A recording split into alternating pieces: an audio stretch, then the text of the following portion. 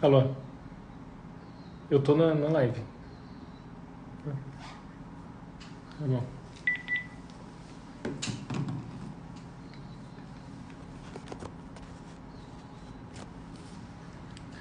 Olá, bom dia. Bom dia a todos. Seguidores do Shopping Cidade Jardim. Hoje nós vamos ter aqui, hoje de manhã, um bate-papo gostoso e sobre longevidade, imunidade. Podemos falar também um pouco desse momento aí de isolamento domiciliar, né? E como dicas aí, como a gente consegue neste momento cuidar da imunidade, cuidar da saúde, prevenir obesidade, né? Pacientes aí com muita dificuldade nesse momento de isolamento, mas é possível, né? O ser humano e o brasileiro, melhor ainda, facilmente se adapta a tudo. Então eu vou falar bastante sobre algumas dicas aí para que a gente se cuide nesse momento, tá? Vou deixar aberto também para as perguntas, que eu vou falando aqui sobre os assuntos e depois eu abro para as perguntas, ou até durante, se eu conseguir ler alguma coisa. Eu não sou muito bom de ficar lendo essas letrinhas, mas eu estou com o óculos aqui do lado. E aí a gente fala um pouquinho sobre as perguntas aí, as respostas sobre vocês, tá? Sobre ansiedade, a Elizabeth está falando aí, é verdade. Ansiedade, muitas vezes a gente usa um consolo desse momento de incerteza, insegurança no alimento. E é essas técnicas que eu vou tentar falar para vocês, como a gente prevenir isso, né? Como neste momento que estamos vivendo, como que nós podemos fazer para que a cozinha não fique tão próxima do nosso quarto, né? Que é uma dificuldade enorme. As perguntas, vocês podem colocar, tem aí a caixinha com a interrogação, e que depois fica mais fácil para mim para ir falando sobre as perguntas, tá? Respondendo as perguntas de vocês. Então eu vou falar um pouquinho, nesse momento, eu vou começar falando um pouco de longevidade, tá? Então, falando de longevidade, depois a gente fala um pouquinho, a gente pode falar um pouquinho de Covid e depois imunidade. O que podemos fazer nesse momento que ajude na prevenção aí, ou melhor ainda, que ajude caso você se infecte, caso você tenha a Covid, o que eu preciso fazer para estar em dia com a minha saúde, para estar em dia com a minha imunidade. Então, falando sobre longevidade, tem mais ou menos 10 dicas importantes sobre longevidade. O que sabe na literatura que realmente é comprovado que melhora, ou seja, que aumente a expectativa de vida, né? No Brasil, de 2010 a 2016, 2008 a 2016, a expectativa de vida era 69 anos, subiu para 75 anos. Daí de 17 para 18, subiu em média para 76,3 anos. Então, em 10 anos, subiu 5 anos a expectativa de vida, e depois, nesses últimos 2 anos, subiu mais 3 meses. E o que a gente sabe na ciência que justifica esse aumento da longevidade, né? Quais medidas nós podemos fazer hoje para que eu tenha uma qualidade de vida ou mais vida lá para frente? Primeira coisa, eu vou chamar a atenção para vocês assim, com uma pergunta. Eu acho que essa pergunta todo mundo deve fazer para você mesmo, porque a resposta depende de cada um. O que vai limitar minha qualidade de vida daqui 30 anos? Então, é um paciente de 40 anos, com mais 30 anos são 70. Hoje, olhando para mim, o que eu, quando tiver 70 anos, eu acho que eu vou ter problema? Por que eu faço essa pergunta? Primeiro, a pergunta eu faço porque, pense assim, paciente hoje com 40 anos, obeso.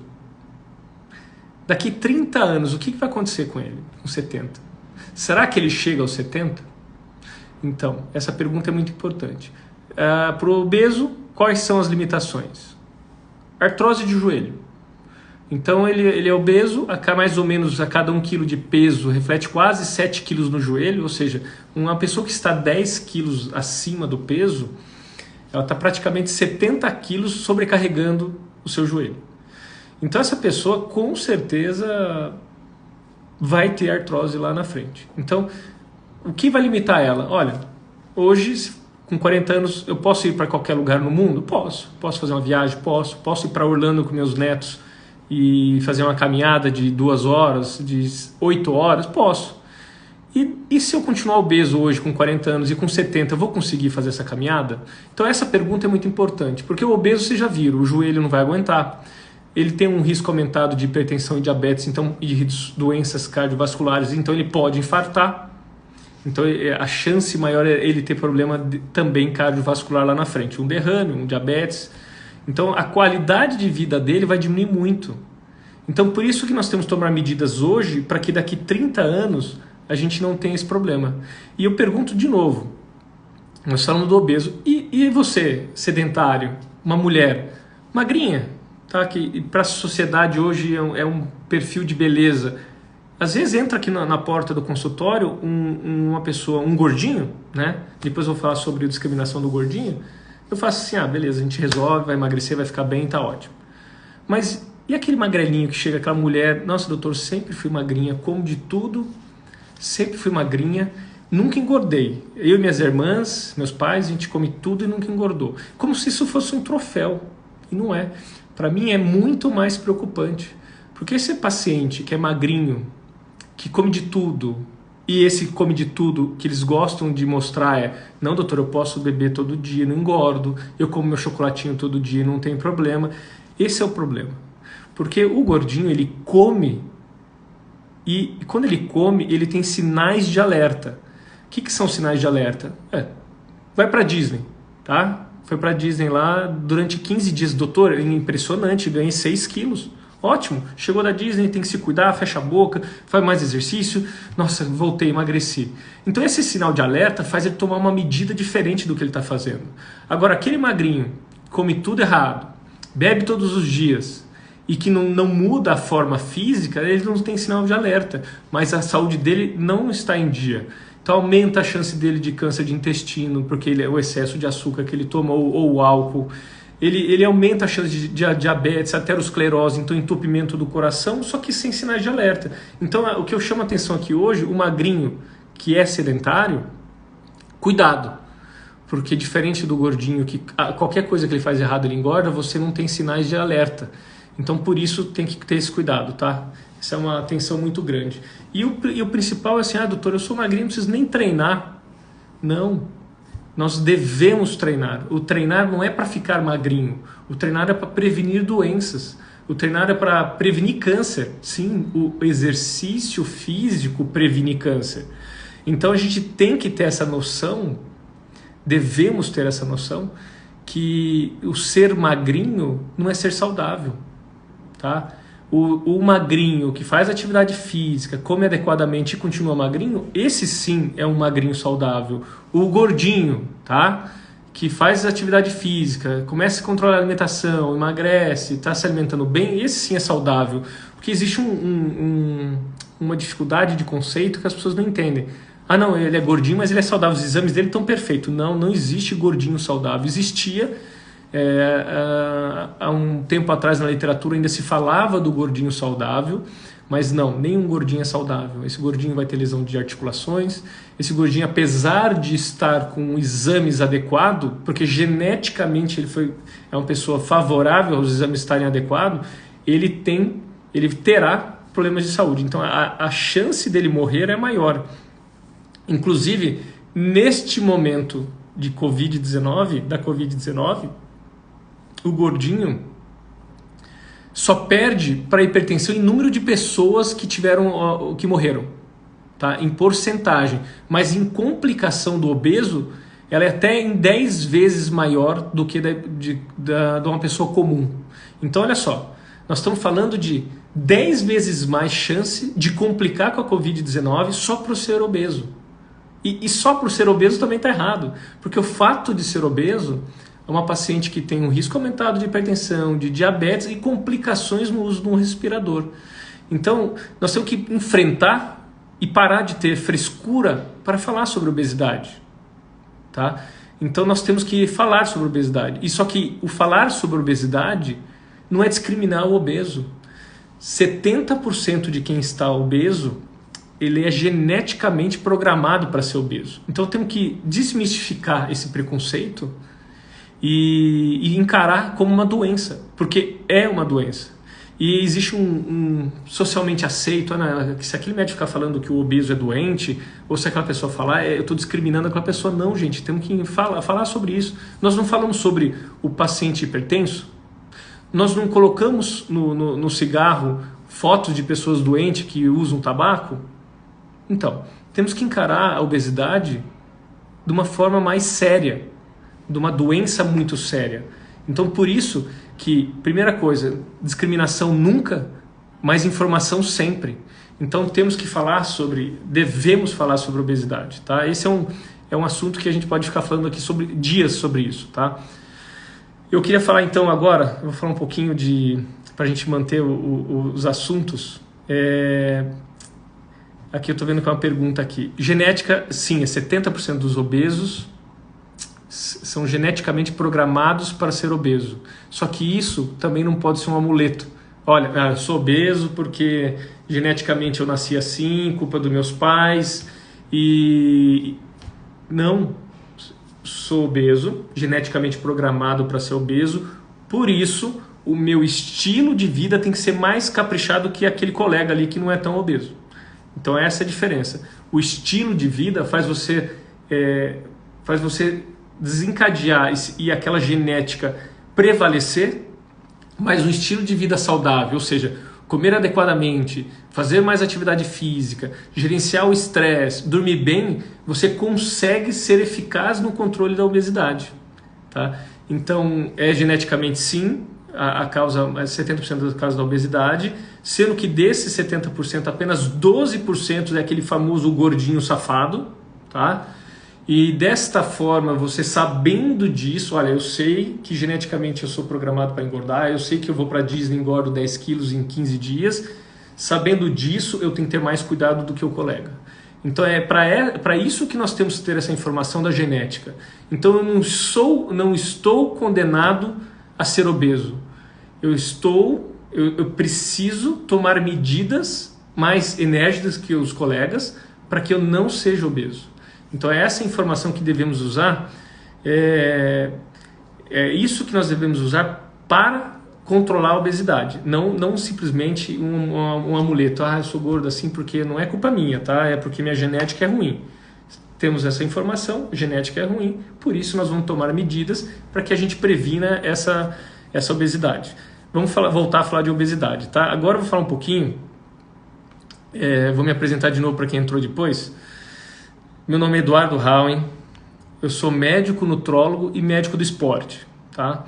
Minha primeira especialidade médica foi anestesiologia, então eu tenho 3 especialidades médicas. Eu sou anestesista, depois de anestesiologia eu estudei novamente, fiz uma outra especialidade médica que é a nutrologia, que é uma das 50 especialidades médicas que existem hoje, e depois ainda fiz medicina do esporte, porque nesse meio da nutrologia eu acabei me envolvendo bastante com o esporte e fiz uma terceira especialidade médica. Então hoje eu tenho 3 especialidades médicas, sendo que eu atuo no meu dia a dia aqui no consultório com a nutrologia e a medicina do esporte, que são 2 especialidades que não tem como separar. Tá? Na verdade, ser médico, nutrólogo, médico de esporte, otorrino, ginecologista, não tem como separar nada delas. Mas nos casos dos atletas, a nutrologia e a medicina do esporte são especialidades muito irmãs. Então tanto que na nossa formação de medicina do esporte tem nutrologia, e na nossa formação de nutrologia tem medicina do esporte. Então a gente acaba estudando as 2 especialidades. Então um nutrólogo sabe bastante sobre medicina do esporte, um médico do esporte entende sobre nutrologia, e eu acabei fazendo as 2 pela característica aí do meu consultório e o tipo de paciente que eu fui conhecendo e fui me especializando. Então essa minha informação aí sobre obesidade, e gostaria de falar um pouquinho sobre longevidade, né? Porque se fala muito, né? Qual que é o elixir? Olha, aquele alimento vive mais. Olha, o limão de manhã com gratidão, com o limão com água morna e glutamina melhora. Gente, não existe milagre, tá? Não existe um medicamento famoso, um medicamento que salva vidas. Não existe uma substância que vai me aumentar minha longevidade absurdamente. O que a gente sabe, aí sim o estilo de vida é muito importante. O que hoje é comprovadamente eficaz para aumentar a longevidade? O que a gente sabe? O que a gente pode falar com certeza? Uma única coisa. Sabemos que comer menos, tá? E esse comer menos é diminuir 15% da alimentação. E é essa diminuição da alimentação que não cause desnutrição, ou seja, que tenha todos os macros e micronutrientes. Macronutrientes é proteína, carboidratos e gorduras, e micronutrientes são as vitaminas e minerais. Então, diminuir a ingesta alimentar em 15%, ou seja, você encher o estômago a 80% do que você come, isso sim aumenta a longevidade. Então, olha lá, olha que informação interessante. O que aumenta a longevidade? Comer menos, desde que esse menos atinja a quantidade mínima de nutrientes, tá? Então essa é a informação mais importante hoje aqui da live, para acabar com todas aquelas ideias que nós vamos descobrir um alimento super poderoso. Sim, existem alimentos ótimos que têm antioxidantes, que são importantes também para o envelhecimento, para os radicais livres, mas o que a gente pode falar com a medicina de comprovação hoje é comer menos aumenta a longevidade, tá? Existem outros 9 informações que também melhoram a imunidade. Por exemplo, grupo de pessoas mais otimistas viveram 10 a 15% a mais. Então olha só que interessante, o otimismo fez as pessoas viverem mais. Objetivos também são outras informações. Pessoas que, independente de ser um objetivo pessoal ou um objetivo profissional, também fez aquelas pessoas, desde que ela acha que aquilo vale a pena, fez elas viverem mais. Então foram estudados por vários anos idosos que tinham um objetivo de vida, uns no trabalho, outros na vida, e esses que tiveram esses objetivos, eles viveram mais. Então olha só que interessante esses dados que eu estou falando para vocês. Alimentação saudável. Sim, alimentação saudável faz a gente viver melhor, né? Porque a gente comendo saudável, a gente vai estar comendo menos. A gente comendo saudável, a gente vai estar comendo alimentos que diminuem a incidência de câncer. A gente vai estar comendo alimentos que diminuem a incidência de hipertensão e diabetes. Então, também a alimentação saudável, ele faz você viver mais, né? Mas o que a gente pode falar com certeza na ciência que está ligado à alimentação saudável é comer menos, você vive mais. Tá? E nessa alimentação saudável, não podemos esquecer que a Organização Mundial da Saúde deixa bem claro o que é uma alimentação saudável. Nas alimentações, pelo menos temos que ter 5 porções onde tenha saladas, legumes e frutas. Então, se a gente conseguir colocar no almoço e no jantar saladas, legumes e frutas, mais 3 porções de frutas, atingimos o que a Organização Mundial da Saúde preconiza junto com fibras. Então, temos que ter 30 gramas de fibras na refeição. O alface é fibra, aveia, chia. Então, isso tudo são fibras. Então, essas mudanças, ou seja, essa alimentação completa, ela já melhora a nossa alimentação. Ou seja, é o que a Organização Mundial da Saúde lê e explica como uma alimentação saudável e a adição de oleaginosas, que também são gorduras boas. Então, olha só, a alimentação saudável também uma dica para a longevidade. Outra coisa, de 1940 a 1998, aumentou muito a expectativa de vida. E sabe qual foi o motivo desse aumento de expectativa de vida? Ao contrário que muitas pessoas... Foi o maior pulo de expectativa de vida, foi nesse período, por causa da imunização. Ou seja, a vacina, a imunidade melhorou, ou seja, aumentou a expectativa de vida. Então as pessoas morriam muito mais. Quando a gente fala expectativa de vida, é a expectativa de vida de uma população. Então, pessoas que morreriam de sarampo, pessoas que morreriam de cachumba, pessoas que morreriam com uma gripe, alguma coisa que com o advento da vacina a gente conseguiu prevenir essas mortes, aumentou a expectativa de vida do brasileiro ou de todos os países. Então, olha lá, existe um movimento pela internet irresponsável que a gente não sabe de onde sai uma mentira, mas essas mentiras são multiplicadas e as pessoas acreditam nisso, e nem culpa as pessoas que acreditam nisso, porque são pessoas leigas para o assunto, de não tomar vacina, não fazer vacina, a vacina causa autismo, a vacina causa aquilo, a vacina causa aquilo. Não, a vacina salva vidas. Se a gente tivesse a vacina da Covid-19 agora, salvaria milhões de vidas. Então a vacina, a imunidade, a imunização, ela é e foi um dos motivos de maior aumento da nossa expectativa de vida. Então fica aí a nossa atenção. Outra coisa, o que está acontecendo com a gente aqui agora? Nós estamos vivendo um momento de estresse, né? O que é um momento de estresse? Não sei como é que vai ser meu trabalho. A minha loja está fechada. Será que as pessoas vão ter uma condição financeira depois que acabar tudo isso aqui de comprar meu produto? Será que eu vou ter uma condição de manter meu padrão de vida ou de continuar pagando a escola dos meus filhos?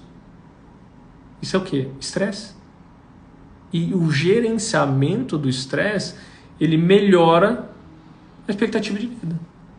Então, o estresse, ele diminui a sua qualidade de vida e aumenta a sua mortalidade. Ele gera liberações de reações inflamatórias, o excesso de cortisol, que causa doenças. Não só doenças mentais, como depressão, ansiedade, insegurança, mas orgânica, hipertensão, úlcera, várias doenças também orgânicas. Então, o gerenciamento de estresse é uma outra forma de você controlar não, é uma outra forma também de você melhorar a longevidade. E outras coisas também que a gente não pode esquecer, que foi muito importante, e no Brasil, eu sempre falo, sempre quando eu viajo para a Europa, mais na Europa até do que nos Estados Unidos, eu vejo quanto o Brasil está de parabéns em relação ao controle do tabaco. Impressionante. A gente vai para qualquer país, Portugal, Espanha, França, as pessoas fumam demais. Então o que a gente sabe é que o tabagista diminui em 10 anos a expectativa de vida. Olha que absurdo. Então nós estamos falando de eu vou fazer algo que vai diminuir em 10 anos a minha vida, que hoje seria mais de 10%. Não tem sentido. Então é uma doença, as pessoas... Não é uma doença, mas é um hábito ruim, mas as pessoas acabam tendo muita dificuldade. Nós médicos podemos ajudar, mas basta essa pessoa também tem que querer, porque no momento que você quer, com ajuda médica, com as medicações, com nicotina, com as medicações que existem para controlar a vontade de fumar, a gente consegue mais de 90% do resultado, do sucesso no parar de fumar. E as medidas públicas foram eficazes. Aquelas fotinhas, dificultar a pessoa, tá dentro de uma boate, o cara fumava 10 vezes dentro da boate, agora tem que sair para fumar, o cara, não, eu não vou fumar mais. Ou fumava 20 cigarros na noite, começa a fumar 1 ou 2 porque é um puta saco sair de uma balada para ir fumar. Então esse controle do país ajudou muito na expectativa de vida, não tem dúvida nenhuma. Quando a gente vai para fora, a gente vê quanto que o Brasil foi eficaz nesse controle do tabagismo. Então, olha só, vamos controlar o tabagismo. Estamos falando de longevidade aqui, diminuir a comida, controlar o estresse, ter um propósito de vida, ser otimista, e agora parar de fumar. Então, lógico, o controle da obesidade ele entra na alimentação saudável, tá? A alimentação saudável, eu li uma pergunta aqui, eu vou responder. A alimentação saudável, ela está no controle da obesidade, está na prevenção de câncer de intestino, está na prevenção de vários tumores e do controle da obesidade. Então, eu vou colocar a obesidade como também um fator que diminui a longevidade. Então, a alimentação saudável, eu incluo ali a obesidade. Eu vi aqui falar um pouquinho sobre cigarro eletrônico, né? Mari, tudo bem, Mari? O cigarro eletrônico hoje nós recebemos comunicado para a gente notificar, né? Qualquer alteração aí que tenha com cigarro eletrônico. E é uma gravidade, eu acho que desconhecida, o tamanho do problema que vai gerar. Então hoje a gente já sabe que é muito ruim. Acredito que até pior que o cigarro, tá? Inclusive já tem trabalhos psiquiátricos mostrando a piora, inclusive porque nesses cigarros tem algumas outras substâncias que pioram algumas crises psiquiátricas de depressão, ansiedade, dependência, e tem lesões pulmonares. Eles usam para diluir esses diluentes que vão, os diluentes que são usados nesses cigarros eletrônicos, eles são à base de gordura, né? Na verdade de óleo, né? Esse óleo é vitamina E, e que nesse diluente ele começou a causar lesões pulmonares, porque esses macrófagos que chegavam ali no alvéolo, eles faziam uma fagocitose desse óleo e gerou doenças pulmonares. Só que não chegou doenças pulmonares no meu avô. Meu avô era tabagista lá, eu vi ele morrendo sentado, que não respirava. Não foi, está acontecendo nos nossos filhos. Sim, nossos filhos de 15, 16, 17, 18, eles estão tendo problema pulmonar. Essas crianças hoje entram no grupo de risco da Covid. Como assim? Doenças pulmonares aumenta o risco de complicações da Covid-19. Então, quando a gente começar a reparar alguns jovens tendo algumas complicações, comece a estudar se esse jovem não é um desses tabagistas, desses do cigarro eletrônico. Então, cuidado, pessoal. Se fosse bom fumar cigarro eletrônico, eu recomendaria para vocês, tá? Então, eu brinco que quantos profissionais de saúde vocês veem fumando cigarro eletrônico, né? Então, deve existir. Como existe o cara que ainda fuma, existe o médico que não controla a alimentação, que existe porque é uma dificuldade, é um problema populacional, mas bem menos do que a população geral, tá? Então nada é inerte. Então aquela brincadeirinha de fumar, nossa, é melhor fumar o eletrônico do que fumar o cigarro, não é uma verdade, tá? Ele tem muitos problemas e o pior, o cigarro a gente já conhece quais são. E esse nós estamos conhecendo quais são, tá? Outra coisa que eu queria falar para vocês é ter uma vida social ativa. Sim, uma vida social ativa diminuiu porque essa felicidade, essa interação, tem um trabalho da faculdade dos Estados Unidos que mostrou que essas pessoas que interagem socialmente mais tinham uma expectativa de vida maior. Sim, então socializar, interagir, aumenta a expectativa de vida. E o último desses 10 dicas aí sobre longevidade, que eu queria falar para vocês, é assim. Isso aqui, ó. Isso aqui é um músculo. Isso aqui é gordura. Então, músculo, gordura. Então, nós aprendemos que diminuir a gordura, alimentação menor, comer menos, melhora a longevidade, e o músculo também aumenta a longevidade. Então, as pessoas de 50 anos, elas acabam perdendo 1 a 2% por ano de massa muscular. Olha lá. Então, quando eu chegar aos 50 anos, eu começo a perder de 1 a 2% de massa muscular do meu corpo. Por isso, quando eu chegar aos 50 anos, eu tenho que ter o quê? Uma poupança. Tá? Então, se você vai trabalhar até os 50 anos, depois de 50 anos só está gastando, então eu tenho que ter bastante para viver o resto da vida. Então o músculo, voltando àquela senhora magrinha que não faz esse exercício, porque ela é magrinha, não precisa, lembra que eu perguntei? A pergunta é, o que é que vai limitar a nossa qualidade de vida quando nós tivermos daqui 30 anos? 25 anos. O que vai me limitar? Naquela pessoa que tem pouca massa muscular, em mulher, ela diminuiu, eu até fiz uma anotação aqui, em mulher, em 50%, olha só,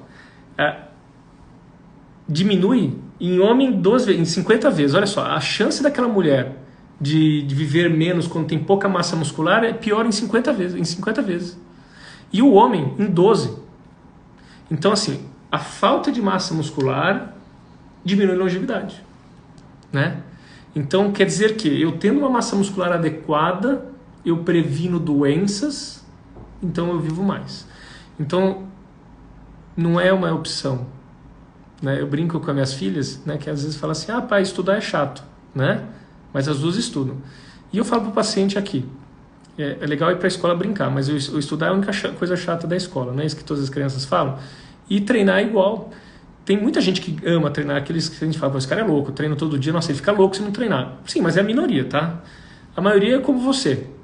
Ah, que saco, né? Hoje tá friozinho, não vou treinar. Nossa, que chato, o personal chegou, vou ter que ir. E é assim mesmo. O músculo, eu tenho que treinar. Não é uma opção.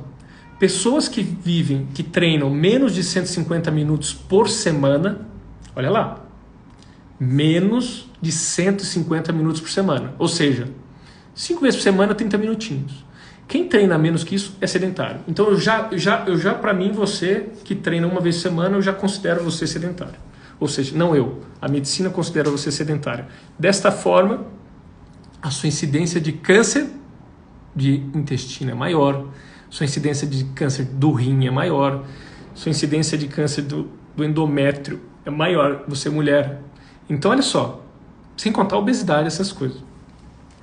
Então, o exercício físico é uma tarefa. Não tem que lavar a mão agora? Já tinha que lavar a mão, né? Mas agora não tem que passar álcool gel, lavar com mais tempo ali, 40 minutinhos no sabonete. Sim. É gostoso toda hora ficar lavando a mão o dia inteiro? Não. Mas não tem que fazer? Tem. Exercício físico é igual. Eu preciso disso. Eu preciso de músculo. E para ganhar músculo, não tem outro jeito. Eu preciso fazer uma boa alimentação, porque eu preciso de tijolo para construir músculo, mas não adianta só ter o tijolo, que é a boa alimentação. Eu preciso do quê? Do pedreiro ali para colocar o tijolo no lugar. E esse pedreiro quem que é? Você treinando. Então eu preciso de duas coisas para ganhar músculo. Treino e comer certo. Ou seja, eu preciso de um aporte proteico, preciso comer os nutrientes adequadamente, na quantidade adequada, para que com o meu exercício eu transforme aquela ação em um produto que é construção muscular. Então, esse talvez é um recado aí que as pessoas não entendem isso aí, tá? Elas acham que musculação é chato. Elas acham que no exercício eu não preciso, sou magra. Não, precisa. Só o fato de fazer exercício eu já diminuo doença e câncer. Só o fato de fazer exercício me ajuda no controle da obesidade. Só o fato de fazer exercício já diminui, faz a minha reserva de massa muscular para quando eu for idoso. O que é o médico? O que mata o idoso? Vamos lá. O idoso, quantos idosos obesos vocês conhecem? Pouco. Morre antes, tá? Tem infarto, tem AVC, tem diabetes, morre antes. E os obesos magrinhos? Os obesos magrinhos não. E os... obeso magrinho é difícil. Mas, e os... Existe, tá? Chama-se obesidade sarcopênica. Aquela pessoa que parece magrinha, mas é aquele falso magro. Depois eu falo disso. É pior ainda. E aquelas pessoas magrinhas? O que mata elas? Doutora, minha avó... Nossa, ela é linda. Sabe? Toda maquiadinha, usa chapeuzinho, bonitinha. Mas ela quebrou e caiu. Calma aí. Ela caiu e quebrou? Ou quebrou e caiu? Um ou outro vai acontecer. Esse paciente que não tem massa muscular aumenta muito a incidência, principalmente na mulher, de, quem já fez densitometria já sabe, osteoporose. Então a mulher que não treina, a incidência de osteoporose é muito maior. E tem uma coisa que, quando a gente fala em idoso, chama-se fragilidade do idoso. É aquele idoso que ele não tem mais energia, ele não consegue ficar de pé, no caso de uma pneumonia, até para tossir ele tem dificuldade. E esse paciente que vai perdendo massa muscular porque sempre foi magrinho, nunca treinou, não precisava porque era magro, são aquelas pessoas que ficam, aquelas magrinhas bonitinhas estão em cadeira de roda. E depois você fica sabendo que caiu no banheiro, quebrou o fêmur e depois morreu no hospital.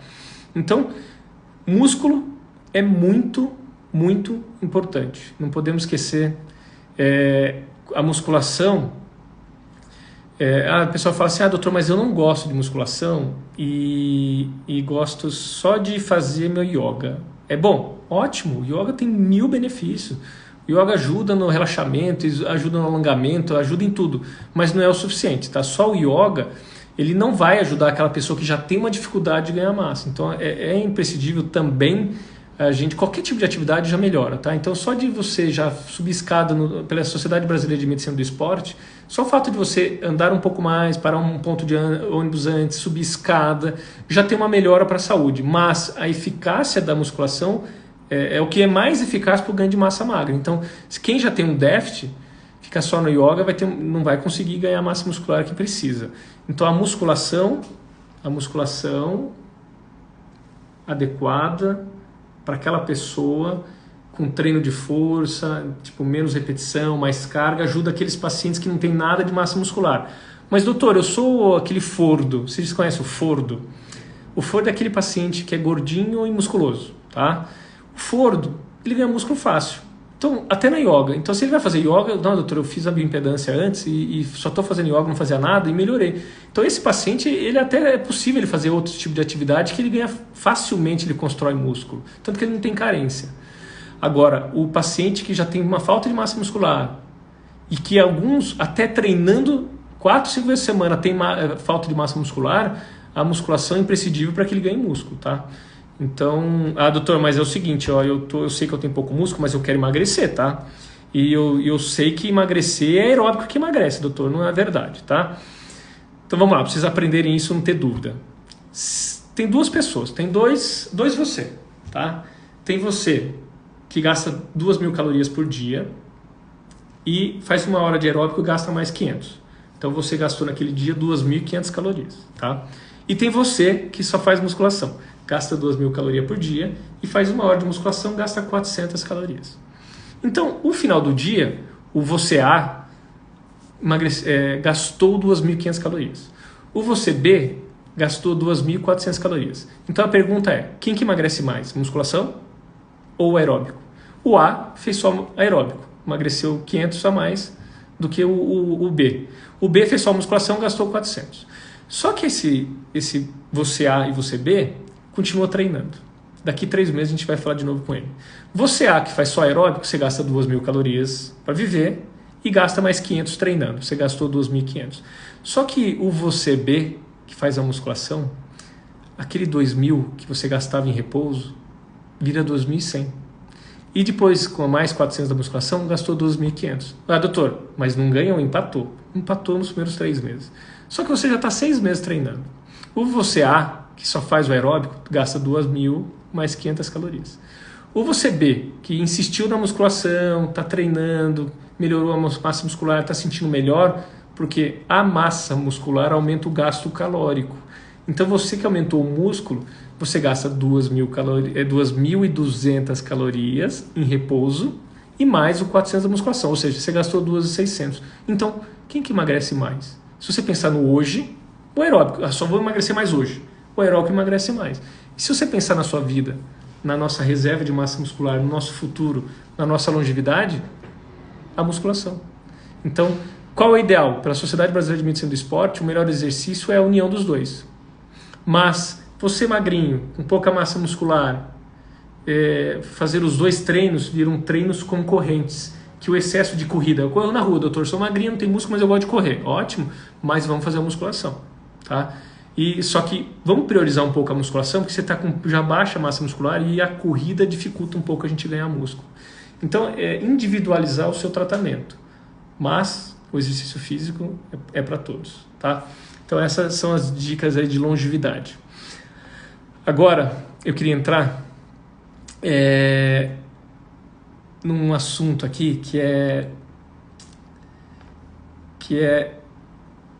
não só não a longevidade, mas a imunidade, tá? Então a gente sabe que ter músculo protege a saúde, estar no peso protege a saúde, mas como agora, 2020, eu posso melhorar a minha imunidade para eu não pegar o vírus?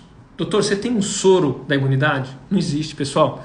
Não existe. Para você não pegar o vírus, isolamento social, lavar a mão, passar álcool gel, lavar a mão 40 segundos, álcool gel 20 segundos, evitar contato, manter uma distância de 2 metros, é isso aí, tá? Então isso previne eu não pegar, tá? Mas e o soro de imunidade? Não existe, é picaretagem, tá? Se alguém te dá um sorinho de imunidade para você não pegar o vírus, não existe. Inclusive o CFM e o CRM têm punido esses médicos oportunistas que acabam fazendo um desserviço para a sociedade médica que existe. Agora, doutor, mas eu vi que a vitamina C me protege do vírus. Eu vi também que a vitamina D protege do vírus. Não. Vamos lá, vamos ficar bem claro. Quem tem a vitamina D normal tem uma imunidade melhor, tá? Então, assim, vamos lá. Então, quer dizer que o que aconteceu na Itália, que a maioria das pessoas que estavam entubadas, que estavam morrendo, eram os idosos que tinham vitamina D baixa. Verdade. Eles pegaram o vírus porque tinha vitamina B baixa? Não. Eles complicaram porque tinha vitamina D baixa. Então, tomar vitamina D protege eu de pegar o vírus? Não. Estar com a vitamina D em dia, ou seja, minha imunidade estar em dia, me protege caso eu pegue o vírus que evolua para pior? Sim. Então, vamos lá. Então, quem tem que tomar vitamina D? Quem tem a vitamina D baixa. Doutor, mas eu não dosei minha vitamina D. E aí? Vai tomar sol. Doutor, se eu não dosei, então dosa. Vamos lá, agora os laboratórios estão tranquilos, dá para dosar. Doutor, mas o senhor está falando para uma sociedade carente, não tem como dosar de todo mundo, ninguém tem dinheiro para isso, você vai tomar sol, tá? Então, nós estamos num país tropical, então vamos tomar sol. Então, tomar vitamina D não protege do vírus, mas estando com a vitamina D em dia, você diminui as complicações caso você tenha o vírus, tá? Isso é igual para a vitamina C. Tomar vitamina C protege de pegar a gripe? Não. O que os trabalhos mostraram, influenza e H1N1, que pessoas que tomaram vitamina C durante a contaminação diminuíram o dia de internação. Então você melhorou a imunidade também, mas depois que você estava com infectado. Então não previne pegar. Tá? O que previne pegar, lavar a mão, isolamento, a mesma coisa de sempre. Mas fala mais, doutor, fala mais de alguns alimentos aí. Vitamina A. Vitamina A também tem que estar em dia. Tá? Doutor, tá bom, então eu vou tomar vitamina A? Não. Se vitamina A estiver baixa, raramente está baixa, tá? Então você consegue comprar aí vitamina D, vitamina A junto e consegue, para quem está baixa, repor essa vitamina A e a D juntos. Doutor, e que mais? Selênio. Sim, selênio melhora a minha imunidade. Melhora a imunidade ou faz eu não pegar o vírus? Não. Se caso você pega o vírus, o selênio em dia, sua imunidade é melhor. É a mesma coisa. Então, selênio, zinco. Doutor, o zinco, então vou tomar o zinco. O zinco eu vou tomar porque esse eu sei que não pega. Não. O zinco, ele diminui a replicação viral. Mas vai diminuir a replicação viral em quem já está com o vírus, né? Então, o zinco é uma forma de estar em dia também, para que caso você tenha a infecção do vírus, você tenha uma resposta imune melhor. Então, vitamina A, selênio, vitamina C, vitamina D, são micronutrientes que melhoram a imunidade. Caso você tenha se contaminado, você estando com esses micronutrientes em dia, você está com a sua saúde em dia, você está com a imunidade em dia, mas não vai prevenir de você pegar a doença. Tá? Então, de imunidade, tem que deixar bem claro, porque a gente quer uma coisa mágica, porque a gente está procurando remédio mágico, e é normal, tá? Cada remédio que falam aí, eu fico torcendo para dar certo. Mas tem uma coisa muito difícil vocês entenderem, que é uma coisa que funciona in vitro, ou seja, no laboratório, no teste, matou o vírus, colocou aquela substância, matou o vírus. A maioria delas não dá certo em vivo. Quando você bota no organismo, aquele organismo tem que pegar, levar até aquela região e aquela região combater. Então, não tem muito milagre. Não adianta sair comprando um monte de remédio. Doutor, quais os remédios que ajudam na Covid-19 hoje? Dipirona e Tilenol, caso você tiver febre. Tá? Mas a cloroquina em pacientes graves não melhorou, não diminuiu num trabalho da Fiocruz de Manaus lá, não diminuiu mortalidade, tá? Então teve 13% de mortalidade quem tomou e 18% quem não tomou, que estatisticamente é 15 mais 3, 15 menos 3, que não tem diferença estatística. Então, pessoas graves não teve diferença. Mas, doutor, várias pessoas estão falando que se der a cloroquina antes está melhorando. São estudos observacionais, que eu tenho 16 pacientes com Covid-19, tá? Esses pacientes, todos evoluíram, com ou sem cloroquina. Alguns tomaram, outros não tomaram. E por quê? Porque 90% deles iam evoluir bem, tá? 10% precisaria de internação, desses meus aí, que só 4 precisam de internação, desses 4, um ficou 20 dias na UTI. Então, é muito pouca experiência de uma pessoa afirmar, mas observacionalmente falar, os pacientes aqui que a gente usou foram bem. Temos que valorizar isso? Temos, mas precisamos de ciência, precisamos de critérios de ciência, ou seja, um estudo randomizado. Ah, doutor, mas não tem tempo para isso. Não tem, então vamos lá. Naqueles casos que precisa, vamos testando, vamos usando em massa, mas precisamos ter critério. Então vamos paralelar isso também, vamos fazer no trabalho, e porque daqui a pouco, se a gente descobrir que esse trabalho, que daqui acho que uns 10 dias a gente já tem uma resposta melhor sobre hidroxicloroquina, a gente consiga usar, olha, realmente não melhorou nada, para com tudo. Ou realmente melhorou, vamos usar em todos. Então, hoje ainda a gente não tem nenhuma droga muito eficaz. Estamos em busca de, né? Então hoje está falando de anita, está falando de ivermectina, também não tem nada que comprove isso aí.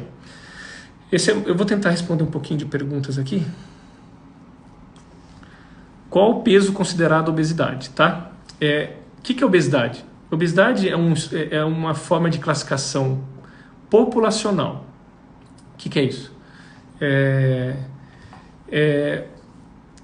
Peso sobre você pegar o peso da pessoa sobre a altura quadrada, dividir por altura quadrada. E se esse IMC, índice de massa corporal, for acima de 30, nós estamos falando de um paciente obeso, tá? Então qual é o peso? Não importa, né? É peso sobre a altura quadrada. E se essa conta passar de 30, a paciente é considerada obeso. Acima de 35, obeso grau 2, acima de 40, grau 3.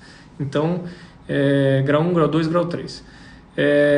Doutor, mas eu tenho um IMC de 30, mas eu treino com o Droguete lá e sou forte, né? Eu vi ontem a live dele, foi ótimo.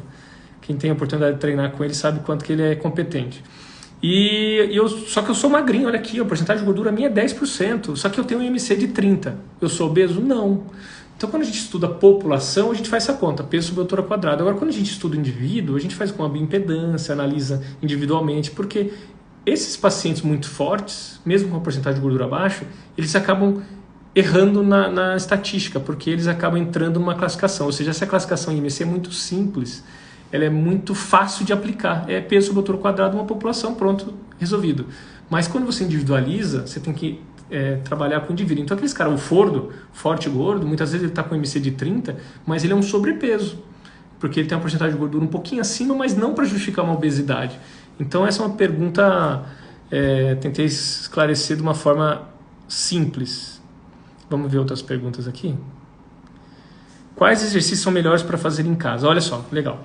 Então nós estamos numa fase de isolamento domiciliar. Sim, estamos em isolamento domiciliar. O que a gente tem que fazer? Ficar em casa. Você tem que ficar em casa, o que eu tenho que fazer? Exercício. Que exercício eu tenho que fazer? O que eu conseguir. E o que eu consigo? Muitas coisas. Então eu consigo fazer, com 2 cadeiras, eu consigo fazer o tríceps, eu consigo fazer uma flexão, consigo fazer um agachamento, consigo fazer com uma toalha, eu consigo alongar melhor. Então existe hoje vários exercícios online, profissionais online bons que acabam fazendo lives que ensinam a fazer. A criatividade é importante, o ser humano se adapta muito bem. Quem tem condição compra um TRX, que aquele é uma fitinha que você consegue executar mais de 50 exercícios. Então, em casa, é o que eu consigo fazer. Ah, doutor, mas você falou musculação e que tinha que fazer carga. Sim, mas você não tem academia agora. E aí? Ah, já que eu não tenho, não vou fazer nada. Não, lembra que eu falei que só subir escada já tem vantagens? Então vamos subir escada. Sobe escada. Agacha e levanta da sua cama. Temos que fazer exercício, pelo menos 30 minutos por dia. Então temos que treinar sim, tá? Vamos ver outra pergunta. Como fazer para compulsão com açúcar? Como funciona uma consulta com o senhor? Na sua clínica, a senhora trata a criança? Máscara de tecido algodão dupla procede? Qual a melhor forma de medir gordura corporal? Se for pertinente, quais as diferenças entre 2 testes do Covid? Ah, legal. Faço tratamento imunossupressor porque tenho Sjögren, sou mais suscetível a essa pandemia? Olha, sim, as doenças autoimunes, ainda mais se você usa imunomoduladores, ou você usa corticoide, você diminui a sua resposta imune, que é o objetivo de uma doença autoimune, né? Diminuir a resposta exagerada do seu próprio corpo contra você mesmo, e dessa forma você acaba tendo um risco aumentado aí de complicações com a Covid-19, entra no grupo de risco. Tendo criança sim, a partir dos 5 anos. Sobre os exames da Covid que perguntaram aqui, existem 3 tipos de exames da Covid.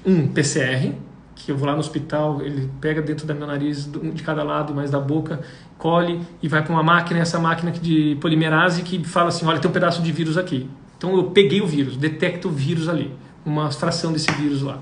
Chama-se PCR. Paciente com sintoma, paciente que está no hospital, um paciente que tem alguma suspeita que ele está com algo, tá? Esse é o padrão ouro para fazer o diagnóstico da Covid-19. Mas, doutor, um amigo meu tem um aparelhinho lá que você, em casa, você faz um furinho no sangue, no dedo, põe no aparelhinho e esses são os de sorologia. É uma fitinha que tem lá, você coloca uns reagentes que quando você tem um anticorpo no seu sangue, ela vai marcar, se você tiver agora com a doença aguda, ele marca o IgM, tá? IgM é fase aguda. Se você já teve lá atrás, nem soube, e marcou só o IgG, ele vai falar assim, nossa, você já teve contato, tem imunidade e já não tem mais, porque o IgM deu negativo e o IgG deu positivo. Que o IgG é uma forma de cicatriz da imunidade, ou seja, você já tem anticorpo, é igual quando você toma uma vacina, você tem anticorpo para aquela doença. Então quando você vai no ginecologista no pré-natal, pede aquele monte de sorologia, IgG que significa que você já teve em algum momento da vida. IgM assim, estou com a doença, tá? E o outro é também um de sorologia feito nos hospitais, que vai num aparelho que faz a leitura, que chama de ELISA, e nesse aparelho ele também vê o IgG e o IgM. É um pouco mais eficaz a sensibilidade em relação a essa fitinha que a gente faz, que é mais simples. Nesse é para você que está na dúvida, olha, mas minha mãe teve, será que eu tive, será que eu não tive? Porque daí, mesmo sem sintoma, por exemplo, hoje eu tinha uma consulta com um grande amigo meu aqui, que é meu paciente há muitos anos. Ontem à noite ele mandou, doutor, eu fui no laboratório lá, fiz meu exame e eu estou com IgM positivo. E aí? Ele está com doença, assintomático, treinando todos os dias. Então, olha só, o IgM pegou ele e fez o diagnóstico. Então, eu fiz o isolamento domiciliar dele hoje, ele não vem na consulta, ele vai ficar 14 dias aí em casa e eu vou estar acompanhando ele. Assintomático, não tem nada, porque a maioria é assim. Então, tem que cuidar, tá, pessoal? Tem que cuidar com tipo para não sair em casa quem está com IgM positivo, que está na fase aguda. Não, o prolapso da válvula mitral, se for grau 1, grau 2, e se não tiver nenhuma outra alteração, aí você fala com o cardiologista que te acompanha, mas não entra aqui. O problema da cloroquina no coração, ela aumenta o espaço QT, que é no eletrocardiograma, ela aumenta o intervalo do batimento, ali pode alterar e dar arritmia, mas o problema maior é quem tem arritmia. Como funciona uma consulta com o nutrólogo? Substitui outras especialidades? Assim, nutrólogo, o que é o nutrólogo? O nutrólogo é um médico que se especializou em doenças relacionadas à alimentação, tá? Então, um paciente anorexia, bulimia, é um paciente com obesidade, um paciente sarcopênico, sarcopênico tem pouca massa muscular. Então, esses são áreas do médico nutrólogo, porque, doutor, mas qual a diferença do nutricionista? O nutricionista também tem na equipe do nutrólogo que ajuda na elaboração de alimentações, nas trocas dos planos alimentares. Só que o médico que pode prescrever, então eu posso te dar um remédio para a obesidade, eu posso te dar uma medicação anabólica para você que tem um câncer ou tem um HIV. Então, nesse aspecto medicamentoso e de diagnóstico que o nutrólogo faz. Doutor, mas eu tenho um problema que eu controlo da minha tireoide. Qualquer médico é um médico que pode. Você já tem um endócrino que faz acompanhamento. Esse médico, você vira até uma consulta de um nutrólogo e ele fazer um acompanhamento, um ajuste de medicação, ele pode fazer isso com qualquer área. Mas sempre você tem que ter um especialista em determinado assunto. Mas o nutrólogo ele como se fosse um clínico geral, especializado mais em alimentação. Porque agora você tem doutor, eu tenho uma doença da paratireoide e que meu cálcio XYZ, aí você tem que ir no endócrino que vai te acompanhar, que vai fazer isso aí. Mas eu ia no endócrino tomar um remédio para obesidade. O nutrólogo trabalha com obesidade, igual o endócrino trabalha com obesidade, com a diferença praticamente que a gente tem um domínio maior na parte de alimentação e de orientação nutrológica. Mas cada médico tem sua área. Estou com uma infecção de garganta, vim aqui eu examinar, eu posso te examinar, Eu vou te tratar, vou te dar um antibiótico, mas você tem um problema na garganta que não melhorou, não está melhorando, você tem que ir no otorrino e é esse cara que vai cuidar de você, entendeu? Então é isso aí. Eu tenho que encerrar aqui a live. Eu tenho 4 minutos para encerrar. Porque não posso passar, porque depois parece que cai, né? Então, para gravar, eu tenho que fazer isso.